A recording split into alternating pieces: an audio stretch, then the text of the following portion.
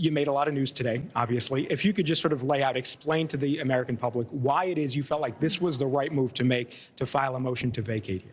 Well, of course, this isn't what I want to be doing, but it's important for our country. Speaker Johnson brought a funding bill to the floor, which really was the second part of an omnibus.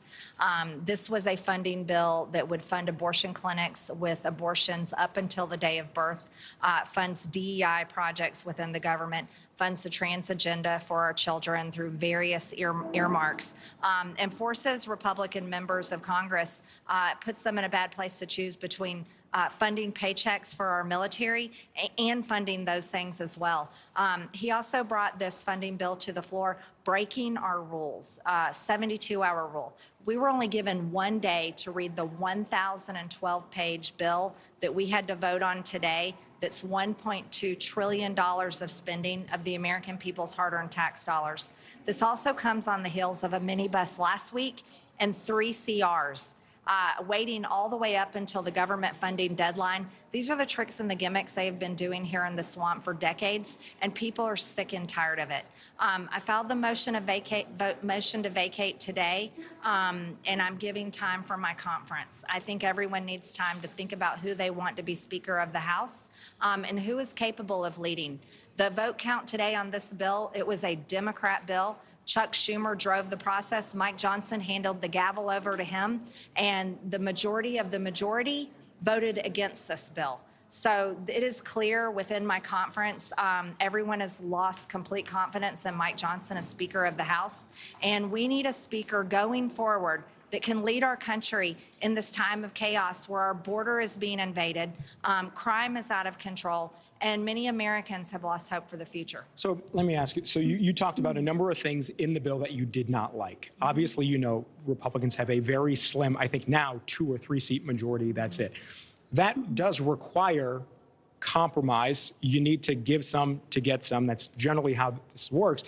Why is the solution not to find some new negotiators, maybe get back to the table and try to win policy achievements that way? Why is the solution, you think, to remove the speaker potentially? Because you remember what happened last time, 3 weeks where the House was imperiled and couldn't do anything. I think that's a wonderful question. Thank you for asking. We weren't even given the ability to put amendments on this bill. So our voice was completely taken away, our right to work for our districts, our own districts, and what they would like to see in the bill. So there wasn't a process of compromise. As a matter of fact, we were completely silenced. We were only given the ability to vote yes or no for this bill, and that happened today. I filed the motion to vacate, but I haven't put a time limit on it.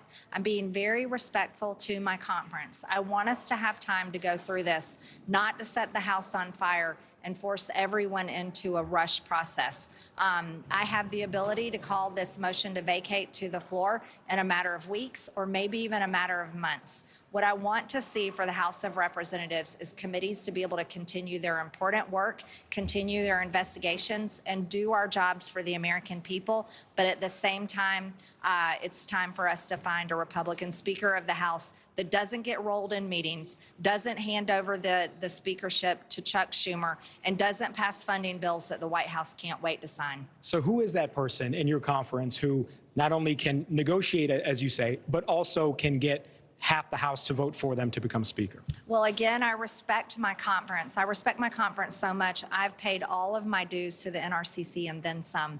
I also respect my conference's ability to pick that person. And in our conference, we have many very intelligent and talented people, and I would like that to be a conversation in our conference, not me driving the ship on it.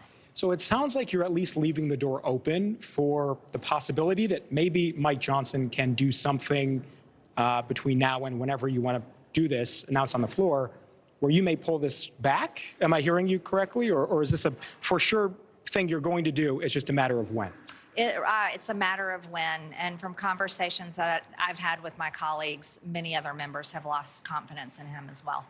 Have they gone public? Are they going to, because we've heard frustrations, but no one has come forward as you have and said it's time for him to go. So are other members going to come forward publicly and say, yes, I agree with Congresswoman Greene? I'm going to leave that up to you to go ask those questions. I just filed the motion to vacate, I think maybe not even an hour ago. It's flyout day, so unfortunately, we haven't had a chance to meet as a conference again. But I did have those discussions on the House floor. There's members that probably will say something publicly, and there's members that are just basically sighing a sigh of relief, but maybe uncomfortable with the process again. And just one last question, I think, then we got to wrap it up. But it seems like you're not fazed at all by criticism from not just Democrats, but from also fellow Republicans that say, it appears like this Congress, Republicans specifically, cannot govern. It's only chaos. You've only got the infighting. What would your response be to that? I just think the criticism is warranted. I wasn't for throwing out Kevin McCarthy.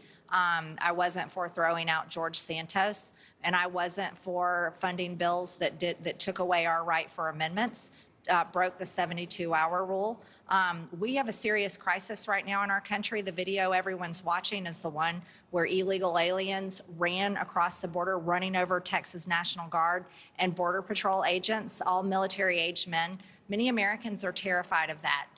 We need a Republican speaker that's not willing to throw away his ability to negotiate for border security, and the negotiation does not include legalizing 5,000 migrants coming across the border legally every day, like the Senate proposal. That was a non-starter. We need a Republican speaker that takes very serious the concerns and fears that Americans have, not only with border security, but also with the rampant inflation and the fact that so many young people today will never be, or they think they'll never be able to buy a home. We don't have control with this speaker right now. He did the bidding of the Democrats, and he let Chuck Schumer drive the process with this bill we voted on today. Thank you for watching. Go to newsnationnow.com to find News Nation on your television provider. And don't forget to click the red subscribe button below to get more of News Nation's fact-driven, unbiased coverage.